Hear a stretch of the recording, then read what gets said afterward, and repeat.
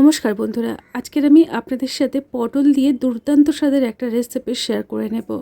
পটল তো আপনারা অনেক রকমভাবে বানিয়েছেন, তবে আমার মতো করে একবার হলেও বানিয়ে দেখুন, স্বাদ মুখে লেগে থাকবে। তার জন্য নিয়ে নিতে হবে প্রয়োজন মতো পটল। এবারে এই পটলের দুই প্রান্তগুলোকে ভালো করে কেটে নেব। খাই খাই অনুর রান্নাঘরে নতুন একটা পর্বে আপনাদের সবাইকে স্বাগত জানাচ্ছি। যদি আজকে নতুন হয়ে থাকেন তাহলে চ্যানেলটিকে দেখতে পারেন, যদি ভালো লাগে তাহলে সাবস্ক্রাইব করে সাথে থাকবেন।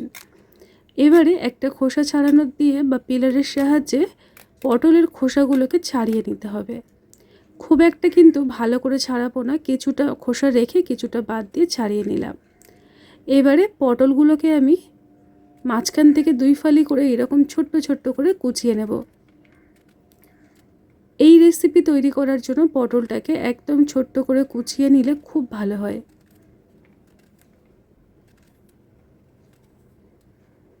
দেখুন এই রকমভাবে আমি পটলগুলোকে রেডি করলাম। এবারে ভালো করে 2 থেকে 3 বার জল পাল্টে আলাদা একটা পাত্রের মধ্যে তুলে নিয়েছি।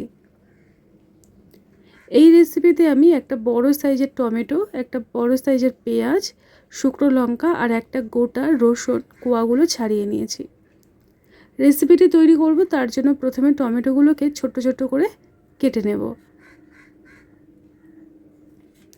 টমেটোর পরিমাণটা আপনারা পটলের অনুপাতে নিয়ে নেবেন। যেহেতু আমি এখানে খুব একটা বেশি পটল নিইনি, সেই জন্য একটা টমেটোই যথেষ্ট। তবে পেঁয়াজের পরিমাণটা আপনারা কম বেশি করতে পারেন। পেঁয়াজটা একটু বেশি পরিমাণে দিলে খেতেও কিন্তু ভালো লাগে। তো দেখুন আমি এখানে পেঁয়াজটাকে ছোট্ট ছোট্ট করে কুচিয়ে নিলাম।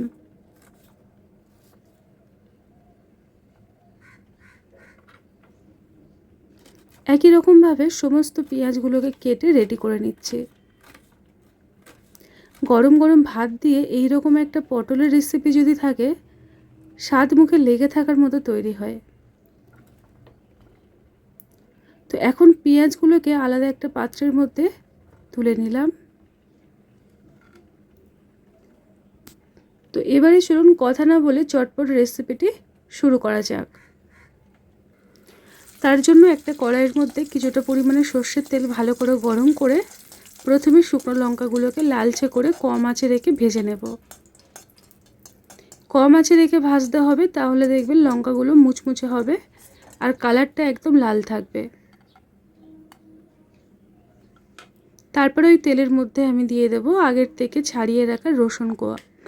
রসুনগুলো দেওয়ার পরে একদম গ্যাসের আঁচটাকে কমিয়ে দেব, দিয়ে বেশ কিছুক্ষণ ধরে নরম করে ভেজে নিতে হবে।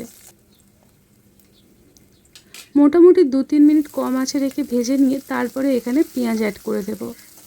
পেঁয়াজটা ভাজার সময় খুব একটা বেশি তেল ব্যবহার করা চলবে না, তাহলে পেঁয়াজগুলো কিন্তু অতটাও ভালো লাগবে না।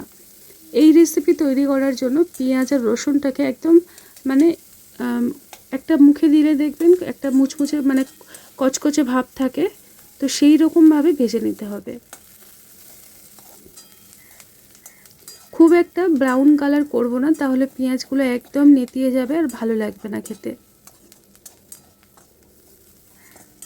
দেখুন ঠিক এই রকম করে আমি পেঁয়াজটাকে ভেজে নিলাম। এখন এই পেঁয়াজগুলোকেও তুলে একই সাথে একটা পাত্রের মধ্যে রেখে দিচ্ছি। কড়াইটা ভালো করে পরিষ্কার করে তার মধ্যে 2 চামচ সর্ষের তেল অ্যাড করলাম। রান্নাটা পুরোপুরি সর্ষের তেলে করে নেব, আপনারা চাইলে রিফাইন তেলেও করতে পারেন। এবারে ওই তেলের মধ্যে পটলগুলোকে দিয়ে নাড়িয়ে চাড়িয়ে খুব ভালো করে ভেজে নেব। ভাজার সময় একদম কম পরিমাণে তেল ব্যবহার করবেন, তাহলে কিন্তু রেসিপিটি খেতে খুব ভালো লাগবে।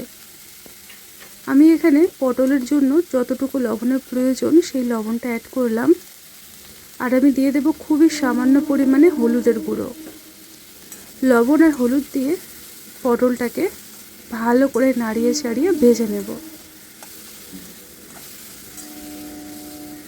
বেশ কিছুক্ষণ এই রকমভাবে নাড়াচাড়া করে পটলগুলোকে ভাজা ভাজা করব। তো আমি এটাকে ঢাকনা দিয়ে রেখে দিলাম।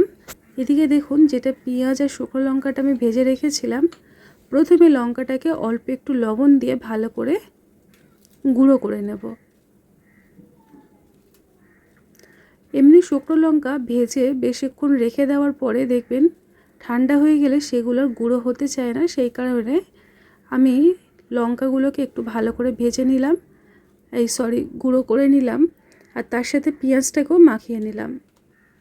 রসুনটা দেখবেন এইরকম হাতের সাহায্যে খুব ভালোভাবে নরম হয়ে যাবে, মেখে নিতে হবে। তো পেঁয়াজ, রসুন আর শুকনো লঙ্কাটাকে খুব ভালো করে একদম নরম করে মেখে নিচ্ছে। তারপরে এর মধ্যে আমি অ্যাড করে দেব কিছুটা পরিমাণে ফ্রেশ ধনেপাতা। যদি আপনারা পছন্দ করেন তাহলে দিতে পারেন, অবশ্যই করে ভালো লাগবে। আর যদি অপছন্দ করেন সেক্ষেত্রে দেওয়ার কোনো দরকার নেই। ধনেপাতা অনেকে আছেন যারা একদম পছন্দ করে না, তো সেক্ষেত্রে আলাদা ব্যাপার। এখন দেখি ধনেপাতাটাও খুব ভালো করে পেঁয়াজের সাথে নরম করে মেখে নেব।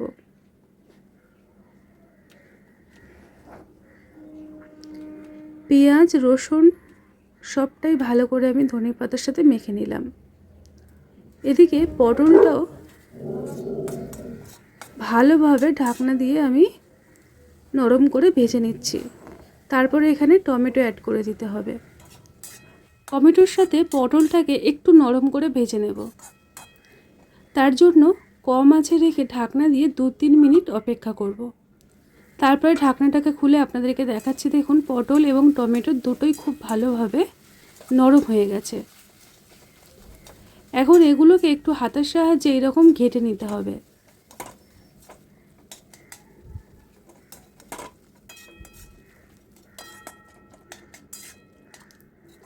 তো আজকের আমাদের পটলের রেসিপি তৈরি করার জন্য পটলটাকে ঠিক এই রকমভাবে আমি রেডি করলাম। এগুলোকে ঠান্ডা হওয়া পর্যন্ত অপেক্ষা করব। বেশ কিছুক্ষণ আমি এইভাবেই রেখে দেব।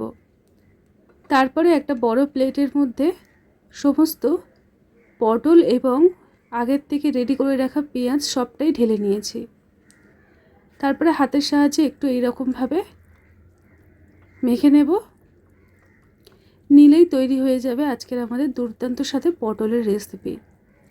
গরম গরম ভাত দিয়ে এই রকম একটা পটল যদি থাকে তাহলে এক থালা ভাত নিমিষেই খাওয়া হয়ে যায়। মাছ মাংস কোনো কিছুরই প্রয়োজন পড়ে না। সবার শেষে আমি অল্প একটু কাঁচা সর্ষের তেল অ্যাড করে দিলাম, দিয়ে ভালো করে পটলটাকে মেখে নিয়েছি। তো দেখুন আজকের আমাদের পটলের রেসিপি বা পটলের ভর্তা একদম রেডি। বন্ধুরা, খাই খাই অনুর রান্নাঘরের প্রত্যেকটা রেসিপি সহজ, সরল আর সাধারণ। যদি ভালো লাগে প্লিজ লাইক দিয়ে সাথে থাকবেন। আজকের মতো এই পর্যন্ত।